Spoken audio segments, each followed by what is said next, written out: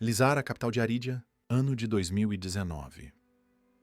No grande Instituto de Manuscritos Antigos, um silêncio absoluto congela o ar quando um menino de 4 anos aponta para um papiro milenar e pronuncia palavras que ninguém esperava ouvir. Aqui diz que Elias tinha um amigo secreto, sussurra ele com voz clara, enquanto os arqueólogos presentes sentem a pele se arrepiar.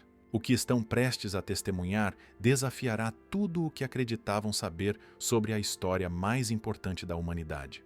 Léo Vargas tem 4 anos, olhos cor de mel e uma mente que funciona de maneira diferente do resto. Diagnosticado com autismo aos 2 anos, o pequeno desenvolveu um fascínio obsessivo por símbolos antigos. Sua mãe, Sofia, professora de História na Universidade Central de Porto Novo, pensava que era apenas um jogo quando Léo passava horas desenhando caracteres que pareciam hieróglifos em seus cadernos. Mas algo mudou naquela manhã de março, quando visitaram o instituto durante umas férias em família. Mama.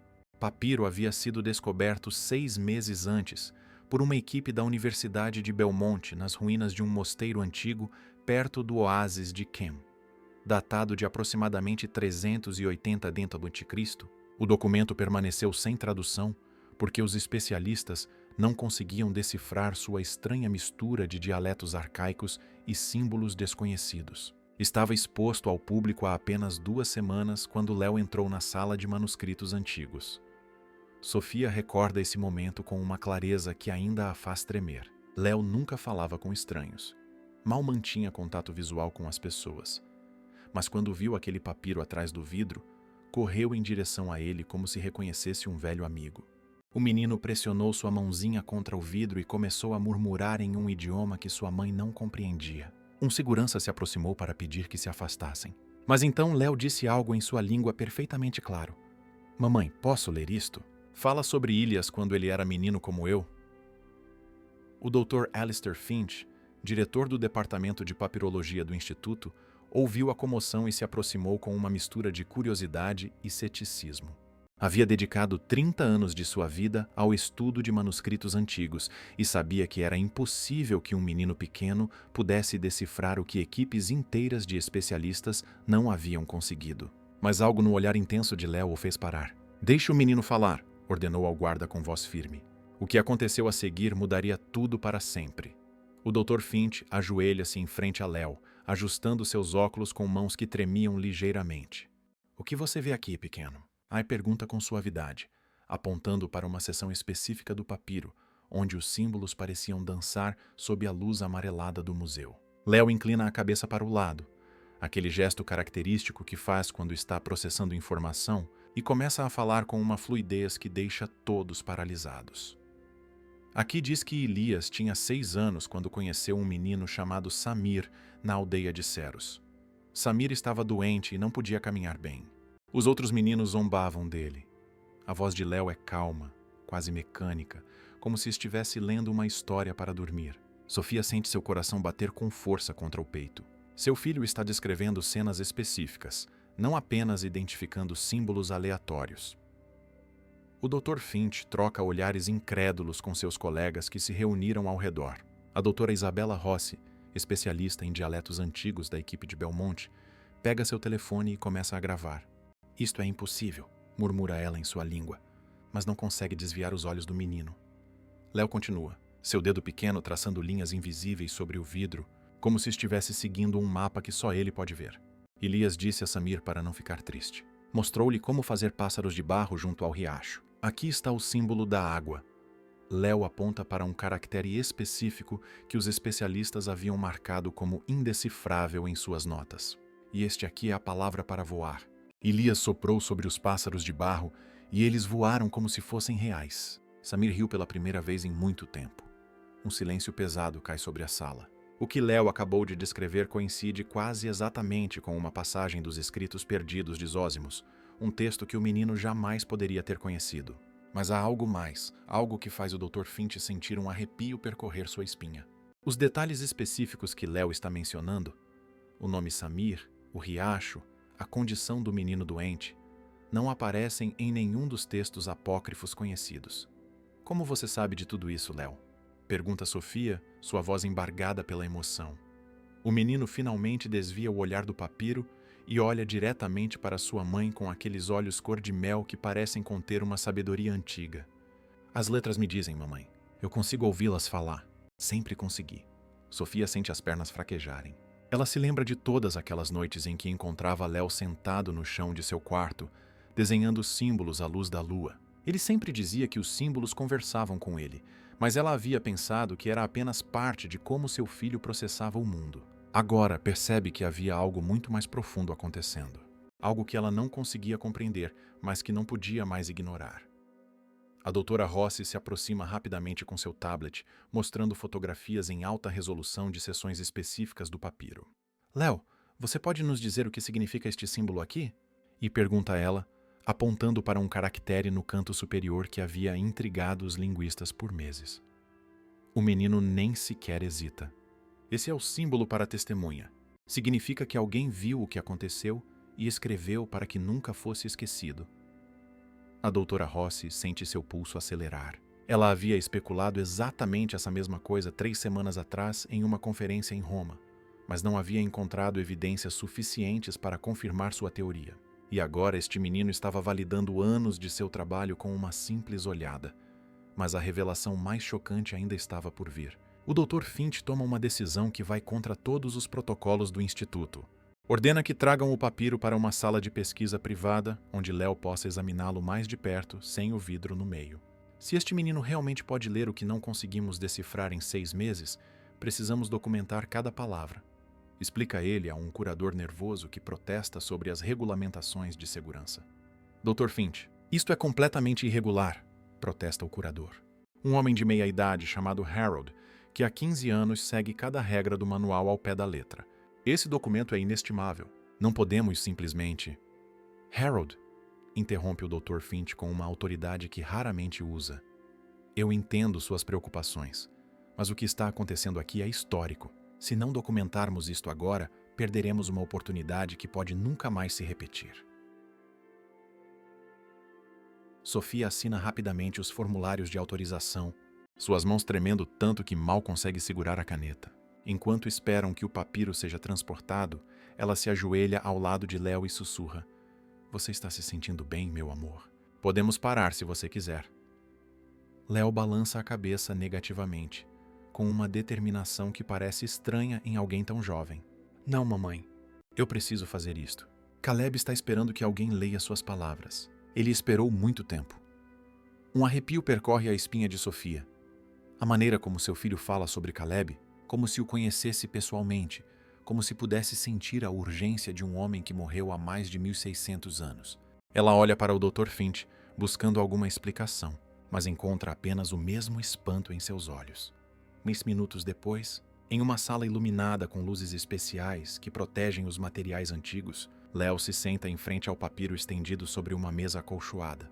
O documento mede aproximadamente 42 centímetros de comprimento por 28 de largura, com bordas irregulares que mostram a passagem de 16 séculos. Há seções onde a tinta desbotou quase por completo e outras onde os símbolos permanecem surpreendentemente nítidos, como se tivessem sido escritos ontem. O ar na sala tem um cheiro particular, uma mistura de produtos químicos de preservação e o aroma vagamente terroso do papiro antigo.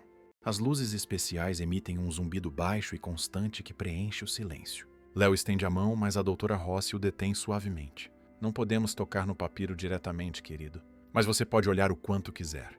O menino assente e começa a se inclinar sobre o documento, seus olhos se movendo da esquerda para a direita com uma velocidade que parece impossível para alguém de sua idade. Durante 3 minutos completos, ninguém se atreve a respirar. As câmeras instaladas na sala capturam cada segundo do que está acontecendo. Então, Léo começa a falar, e o que ele diz faz Sofia ter que se sentar. Este papiro foi escrito por um homem chamado Caleb. Ele era o irmão mais velho de Samir, o menino que não podia caminhar bem. Caleb tinha 16 anos quando conheceu Elias. Aqui está o nome dele. Ele aponta para um grupo de símbolos no canto inferior direito que ninguém havia identificado como uma assinatura. Caleb escreveu isto 53 anos depois que Elias morreu. Ele o escondeu porque tinha medo de que o matassem por contar a verdade. O Dr. Finch se inclina sobre seu caderno, anotando freneticamente cada palavra. Sua letra, normalmente impecável, agora parece rabiscos urgentes de alguém tentando capturar algo que pode desaparecer a qualquer momento. Que verdade, Léo. O que Caleb tinha tanto medo de revelar?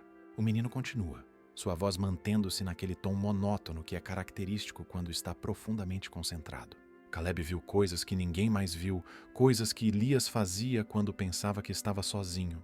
Mas Caleb o seguia em segredo porque queria entender como ele havia curado seu irmão Samir.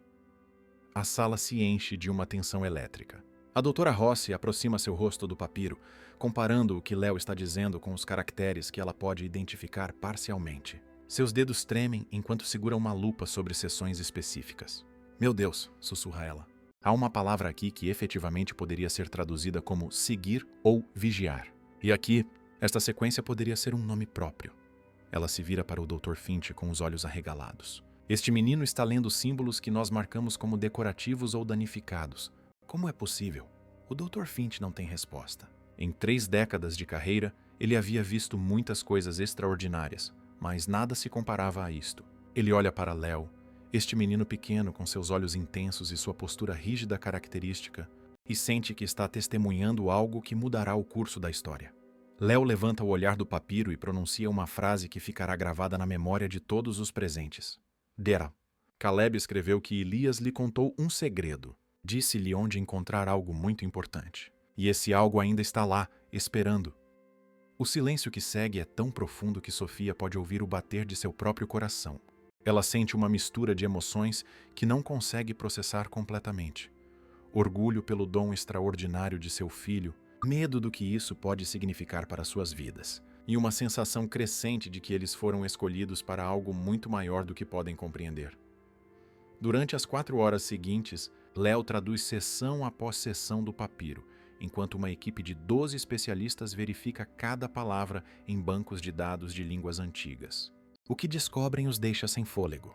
O menino não só está identificando corretamente caracteres em dialetos antigos, mas também está decifrando um terceiro sistema de escrita que ninguém havia visto antes. Uma mistura de símbolos que parecem ser uma espécie de código privado criado pelo próprio Caleb.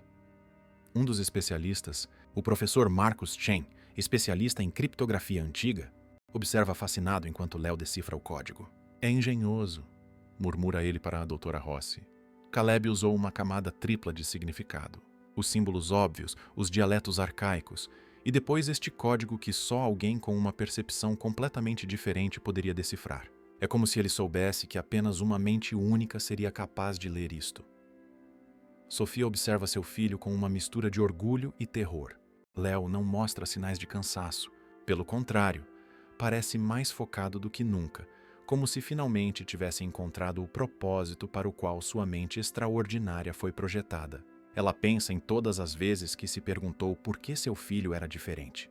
Todas as noites chorando, questionando o que havia feito de errado. Agora percebe que Léo nunca esteve quebrado. Ele estava sendo preparado para este momento.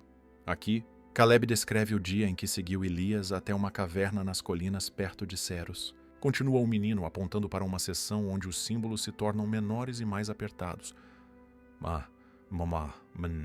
Era um lugar secreto onde Elias ia para rezar quando ninguém o via.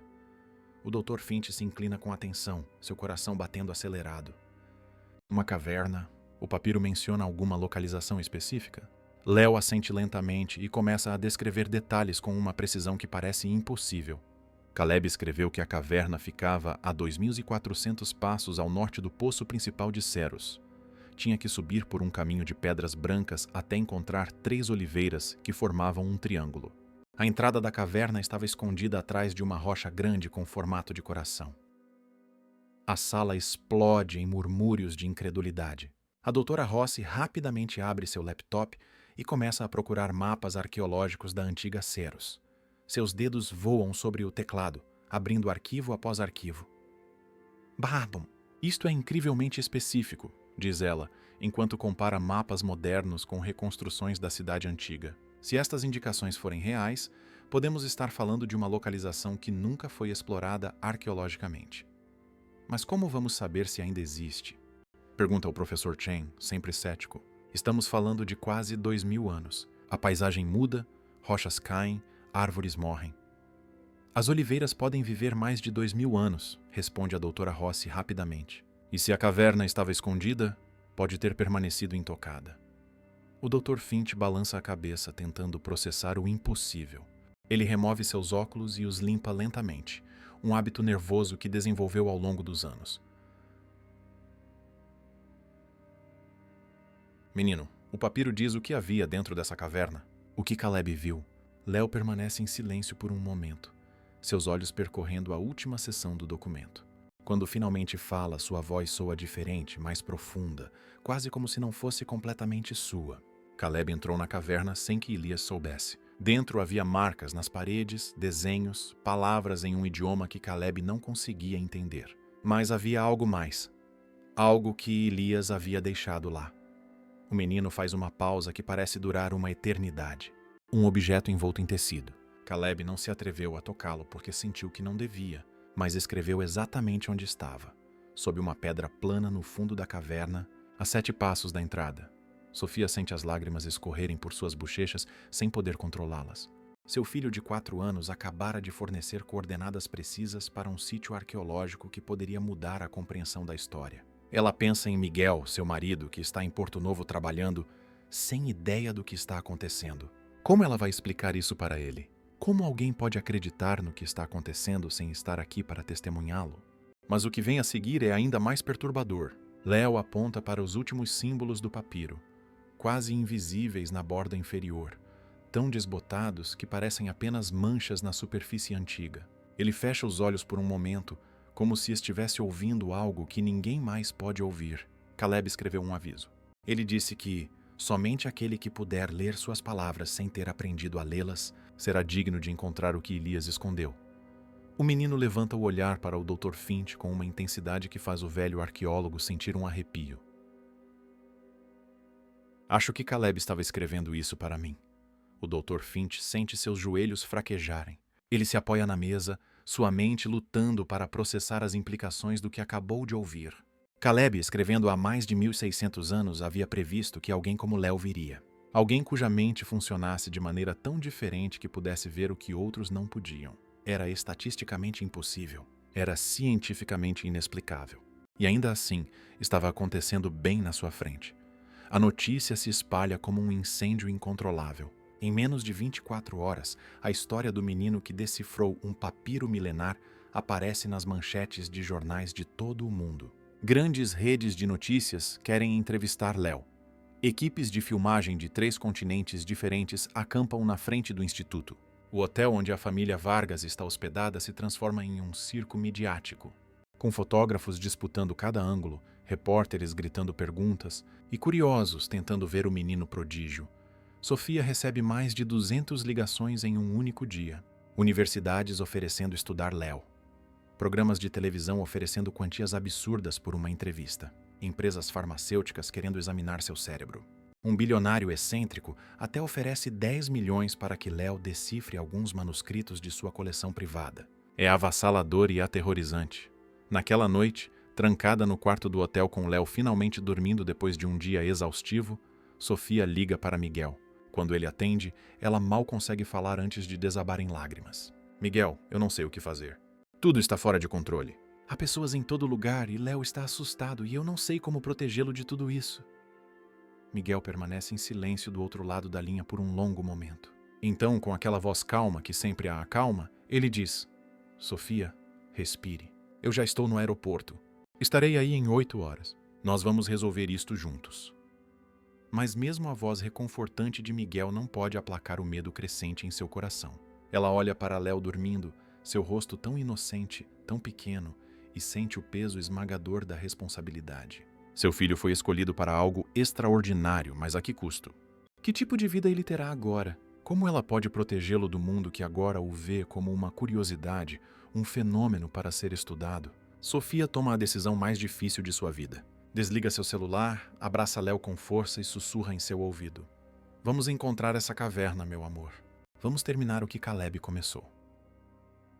Quando Miguel chega, 8 horas depois, encontra Sofia empacotando suas coisas com determinação feroz. Ele a olha com uma mistura de orgulho e preocupação. Você tem certeza disso?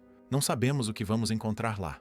Sofia para e o enfrenta, seus olhos vermelhos de tanto chorar, mas sua voz firme. Miguel, nosso filho tem um dom que acontece uma vez em 1000 gerações. Caleb esperou 1600 anos para que alguém lesse suas palavras. Não posso deixar que o medo me impeça de permitir que Léo faça o que nasceu para fazer. Seja o que for que Elias escondeu, está esperando por ele. Miguel abraça sua esposa, sentindo a determinação tremendo em seus ombros. Então vamos encontrar, mas Sofia já tomou sua decisão. Nosso filho foi escolhido para isso, Miguel. Não sei por quem nem por quê, mas não posso ignorar o que está acontecendo. O Dr. Finch organiza uma expedição arqueológica de emergência. Em colaboração com a Universidade de Althea e o Conselho de Preservação Histórica local, forma-se uma equipe de 15 especialistas que viajarão a Ceros para procurar a caverna descrita no papiro. A doutora Ross insiste que Léo deve acompanhá-los. Ele é a chave para tudo isso. Sem ele, poderíamos passar anos procurando e nunca encontrar nada. Mas nem todos estão felizes com o plano. O professor Anders Jensen, um consultor de história religiosa trazido para avaliar as implicações das descobertas, expressa suas preocupações em uma reunião privada com o Dr. Finch. Alistair, você entende o que está fazendo? Se este menino encontrar o que está procurando, se houver realmente algo lá, isso pode desestabilizar estruturas religiosas que existem há milênios. Não estou dizendo que não devemos procurar, mas precisamos estar preparados para as consequências. O Dr. Finch remove seus óculos e olha diretamente para Jensen. Anders, eu sou um cientista. Meu trabalho é descobrir a verdade, não proteger instituições. Se a verdade desestabiliza algo, então talvez esse algo não devesse existir em primeiro lugar. 3 dias depois, o grupo chega a Ceros sob um sol escaldante. A cidade moderna se estende sobre as ruínas da antiga aldeia, onde, segundo os textos, Elias cresceu. Edifícios de concreto se misturam com pedras antigas. Mercados modernos ocupam o que antes eram praças milenares. A equipe se dirige primeiro ao que resta do antigo poço central, identificado por escavações anteriores como o coração da aldeia antiga. O calor é sufocante. Léo caminha de mãos dadas com sua mãe, seu boné protegendo seu rosto do sol implacável. O menino está mais quieto que o normal, seus olhos observando tudo com uma intensidade que Sofia já aprendeu a reconhecer. Ele está processando, calculando, sentindo algo que ela não consegue compreender. A equipe se dirige primeiro ao Templo da Anunciação, uma estrutura do século IV construída no local onde, segundo a tradição, um mensageiro apareceu à mira. A partir dali, usando GPS e mapas topográficos, devem calcular os 2.400 passos para o norte que Caleb descreveu. Mas há um problema. O comprimento de um passo antigo não é exato. Pode variar entre 70 e 80 centímetros dependendo de quem estava caminhando. O professor Chen passa 2 horas fazendo cálculos, traçando círculos concêntricos em seu mapa. Estamos falando de uma área de busca de aproximadamente 2 km². Ele anuncia finalmente, limpando o suor da testa. Não é impossível, mas levará tempo. Quando chegam ao ponto calculado, a paisagem não mostra nada de especial. Colinas áridas se estendem em todas as direções, pontilhadas por arbustos ressecados e rochas espalhadas. O desapontamento é palpável na equipe. Talvez as oliveiras não tenham sobrevivido. Talvez as coordenadas estivessem erradas. Talvez tudo não passasse de uma elaborada ilusão. Mas então, Léo solta a mão de Sofia e começa a caminhar para o leste, como se algo o estivesse chamando. Ele não corre, apenas caminha com aquela determinação peculiar que Sofia reconhece.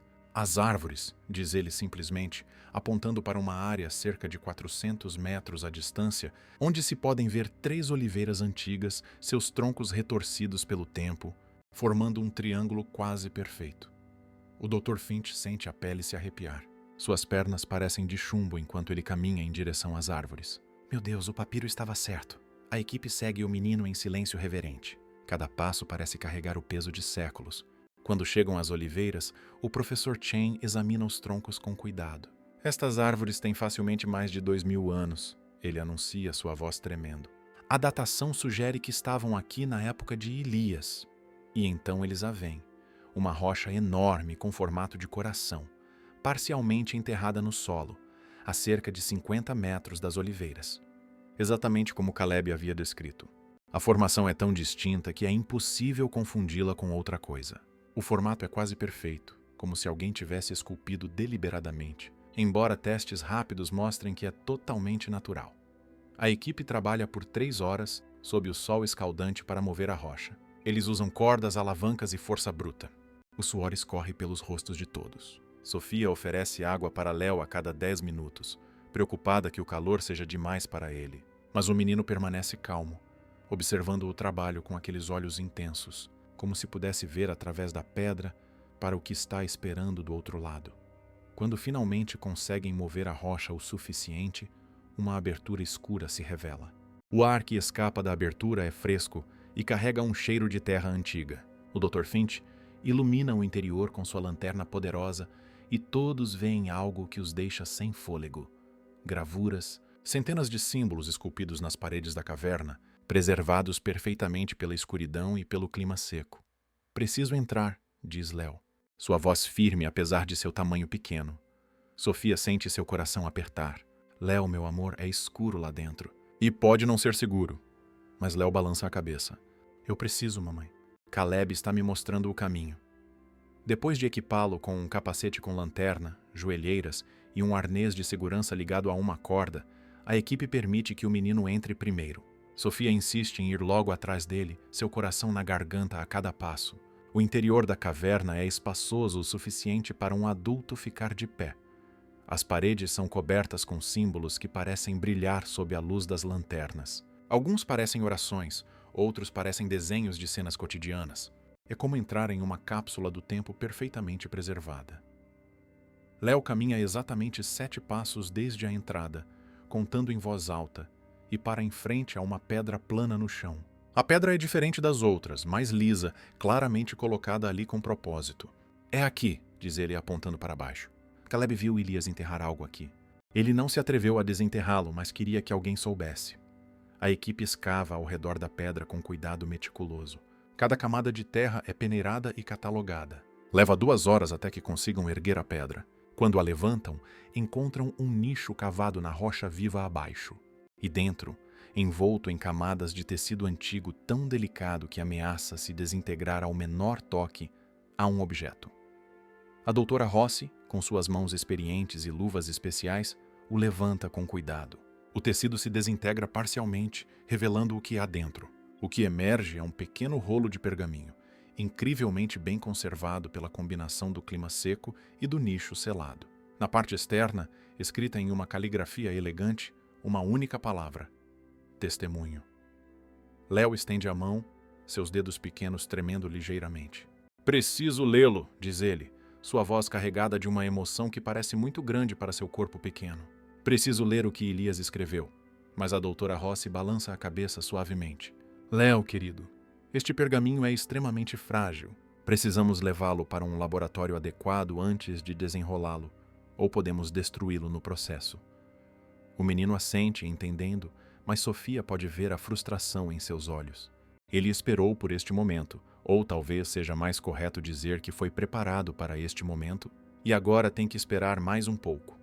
O pergaminho é levado para um laboratório na Universidade de Altea, com uma escolta de segurança que parece proteger a joia da coroa. Os testes de datação por carbono 14 levam 3 dias angustiantes. Sofia e Miguel mantêm Léo ocupado explorando a cidade, tentando dar-lhe alguma normalidade em meio ao caos que se tornou suas vidas.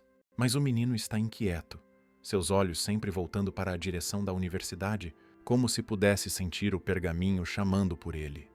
Quando os resultados finalmente chegam, eles apresentam resultados que abalam os alicerces da arqueologia sagrada. O pergaminho data do ano 33 da Era Antiga, com uma margem de erro de apenas 5 anos, exatamente o período em que Elias teria morrido. A descoberta envia ondas de choque por todo o mundo acadêmico e religioso.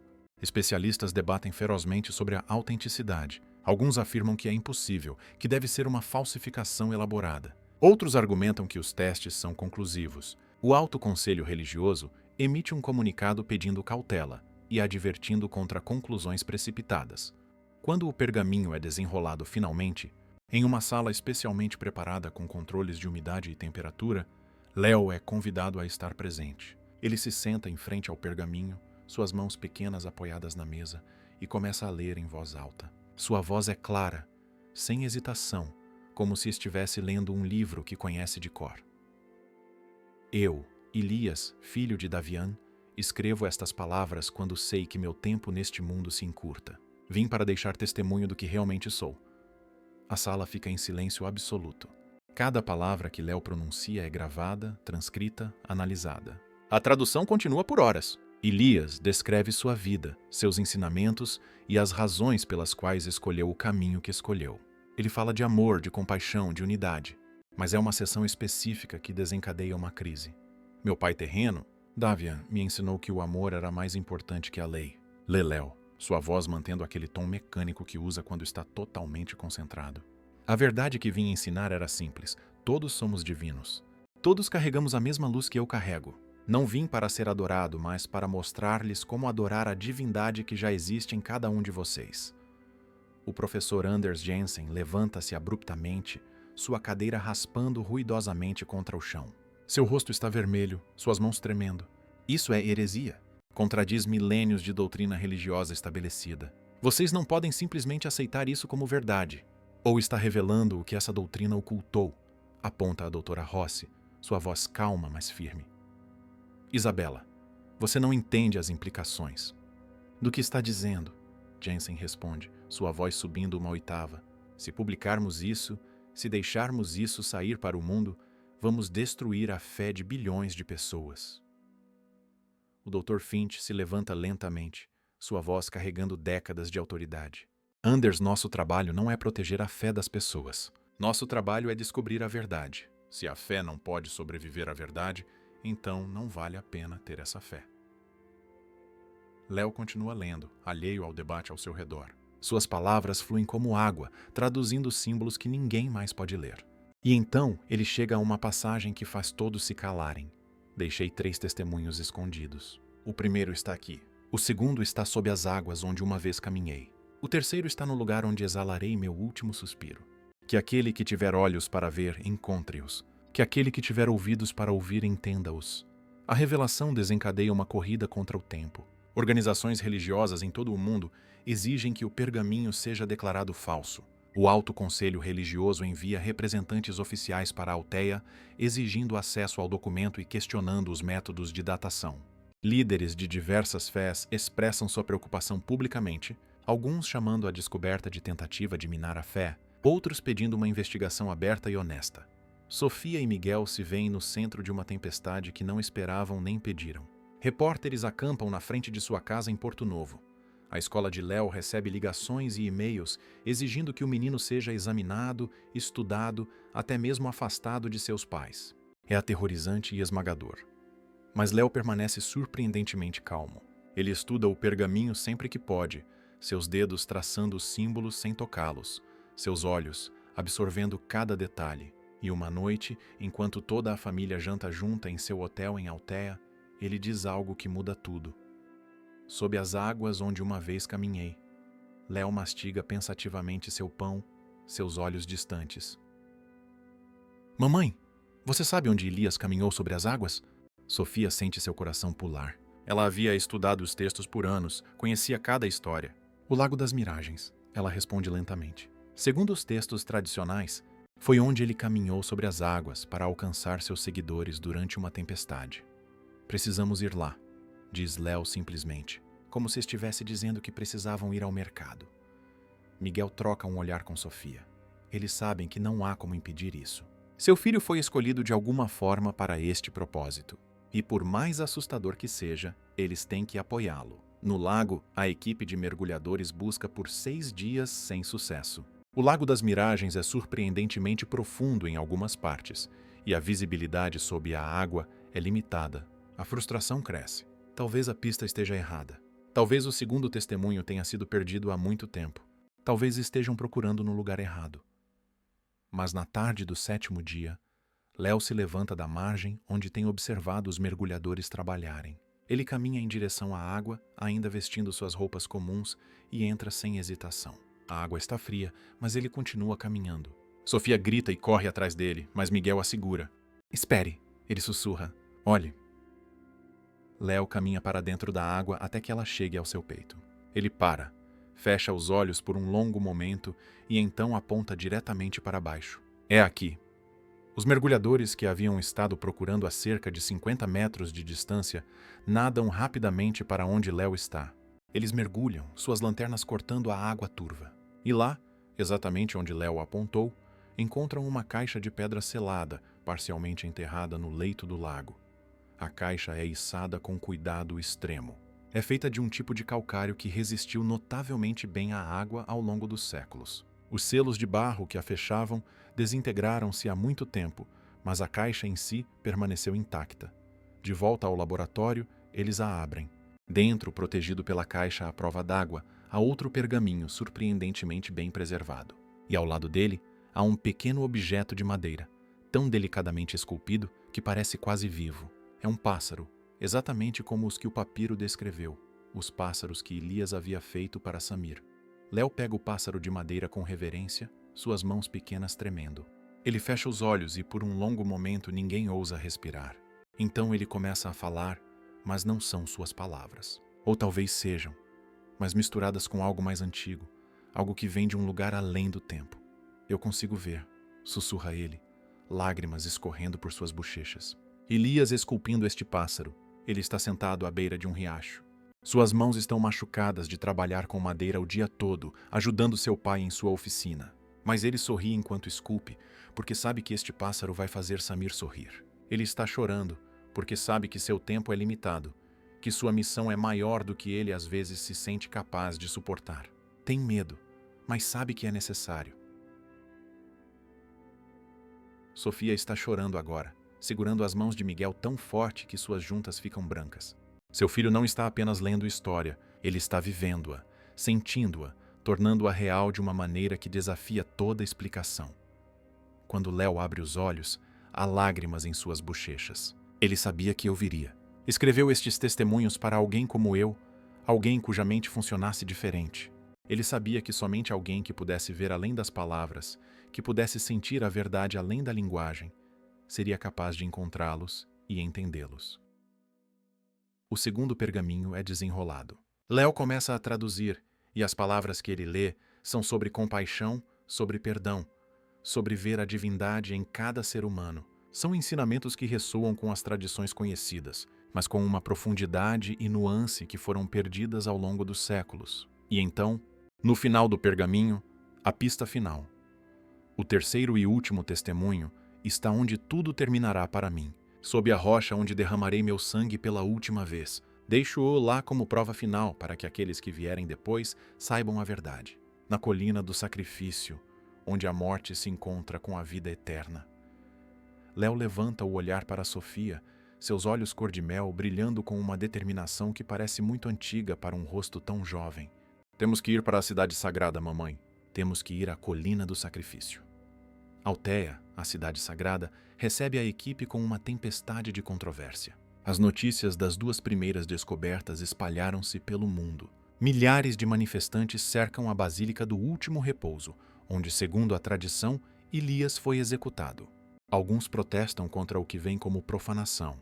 Outros exigem que a verdade seja revelada. A polícia estabelece barricadas. A tensão no ar é palpável, como se a cidade inteira estivesse segurando a respiração.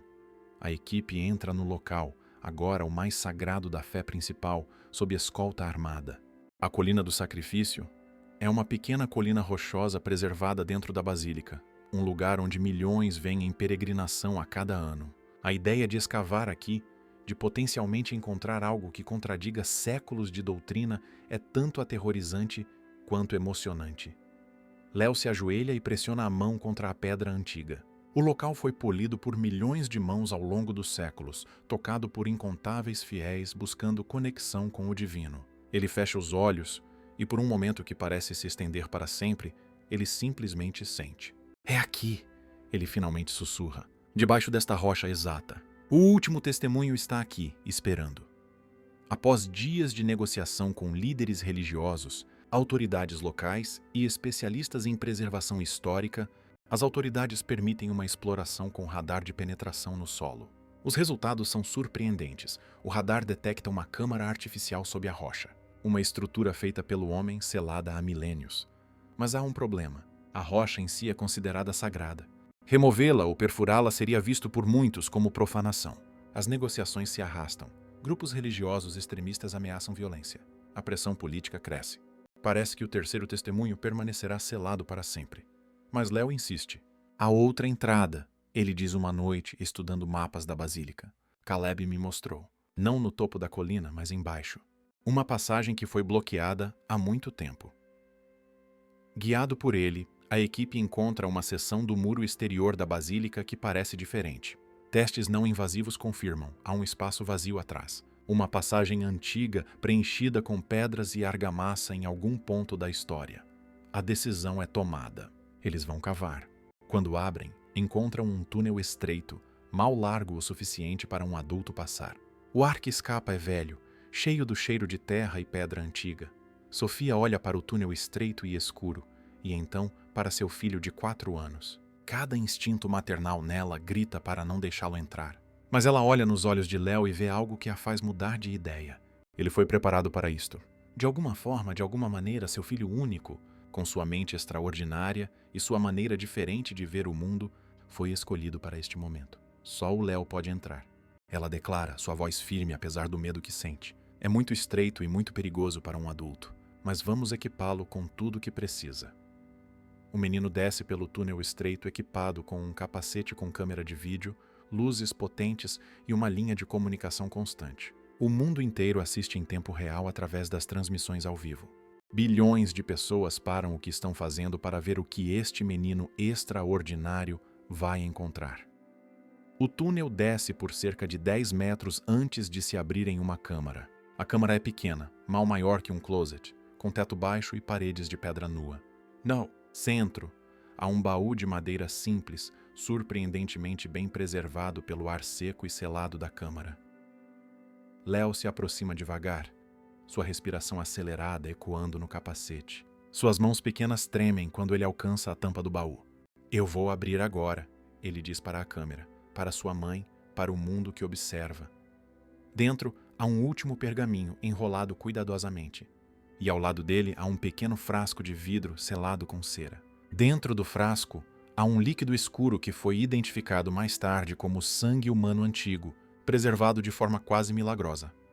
A voz de Léo ressoa através dos alto-falantes, lendo as últimas palavras escritas por Elias na véspera de sua morte. A quem ler isto, saiba que eu escrevo estas palavras quando sei que amanhã entregarei minha vida. Não vim para fundar religiões nem para dividir a humanidade em aqueles que creem e aqueles que não creem. Vim para lembrar-lhes de uma verdade que sempre existiu, mas que foi esquecida. Todos vocês são filhos do divino. Todos vocês carregam a mesma luz que eu carrego. O reino dos céus não é um lugar distante que vocês alcançarão após a morte. Está dentro de cada coração humano, esperando para ser reconhecido. O pergaminho continua, e cada palavra que Léo lê envia ondas de choque através do mundo. Meu sangue, eu o deixo aqui não como sacrifício para apaziguar um Deus irado, mas como prova de que, mesmo no maior sofrimento, mesmo diante da morte, escolhi o amor sobre o medo, a compaixão sobre a vingança, o perdão sobre a condenação. Que estas palavras destruam os muros que os homens construíram em meu nome e unam o que nunca deveria ter sido separado. Léo emerge do túnel, suas roupas cobertas de poeira, mas seu rosto radiante. Ele segura o baú com cuidado, como se carregasse o peso de 2000 anos de história. E talvez esteja. Os 3 pergaminhos são exibidos juntos pela primeira vez no Museu da Herança Mundial em Altéia, sob segurança máxima. Especialistas de todo o mundo vêm para estudá-los. Os testes de autenticidade são rigorosos e repetidos. Cada resultado confirma o impossível. Estes documentos são genuínos, datados da época de Elias, escritos por mãos que viveram há 2 milênios. As instituições religiosas lutam com as implicações. Algumas rejeitam completamente as descobertas, declarando-as falsas apesar das evidências. Outras veem nelas uma oportunidade para renovação, uma chance de retornar às raízes mais autênticas de seus ensinamentos. Debates teológicos inflamam-se em seminários e universidades. Livros são escritos, documentários são filmados. O mundo está mudando, lenta, mas inevitavelmente. 5 anos depois, Léo Vargas tem 9 anos e vive uma vida surpreendentemente tranquila em Porto Novo. Depois daquela semana extraordinária que mudou o mundo, Sofia e Miguel tomaram a decisão consciente de proteger seu filho do circo que sua vida poderia ter se tornado. Eles recusaram todas as ofertas de entrevistas, todos os convites para programas de televisão, todas as propostas de livros e filmes. Léo frequenta uma escola especial que entende e respeita suas necessidades únicas como uma criança no espectro autista. Ele tem alguns amigos próximos que o conhecem simplesmente como Léo, o menino que gosta de desenhar e que às vezes diz coisas profundas. Ele não fala mais de símbolos antigos. Quando perguntado sobre aqueles dias extraordinários em Lizara, ele simplesmente diz que cumpriu sua missão e agora é hora de ser apenas uma criança. Mas Sofia, observando seu filho através da janela da cozinha, enquanto ele brinca no quintal, sabe que algo mudou permanentemente. Seu autismo ainda é parte dele, moldando como ele vê e interage com o mundo. Mas agora o mundo entende um pouco melhor que algumas mentes diferentes não estão quebradas, mas sim projetadas para ver verdades que outros não podem. E em noites silenciosas, quando a casa está quieta e todos deveriam estar dormindo, Sofia ainda encontra Léo de pé na janela do seu quarto, olhando para as estrelas. Ele não está lendo pergaminhos antigos, nem decifrando símbolos milenares. Ele está apenas olhando, um pequeno sorriso brincando em seus lábios, como se compartilhasse um segredo com alguém que viveu há 2000 anos. Um segredo que agora o mundo inteiro conhece. Que o divino não está distante ou separado, mas presente em cada coração humano. Que o amor é mais forte que o medo. Que a verdade, não importa quanto tempo leve para ser revelada, sempre encontrará uma maneira de vir à luz. O legado de Caleb, que esperou 1600 anos para que alguém lesse suas palavras, finalmente se completou. As palavras silenciosas foram ouvidas através da voz de uma criança cuja mente via o mundo de maneira diferente. E a verdade, como sempre deveria ter sido, era finalmente livre para transformar corações e mentes pelo mundo todo. Sofia às vezes se pergunta se Léo realmente ouve Caleb ou Elias, se há algo além da compreensão científica acontecendo. Mas então ela olha para seu filho, este presente extraordinário, e decide que algumas perguntas não precisam de respostas. Algumas coisas são simplesmente milagres, e milagres, por sua própria natureza, desafiam explicação.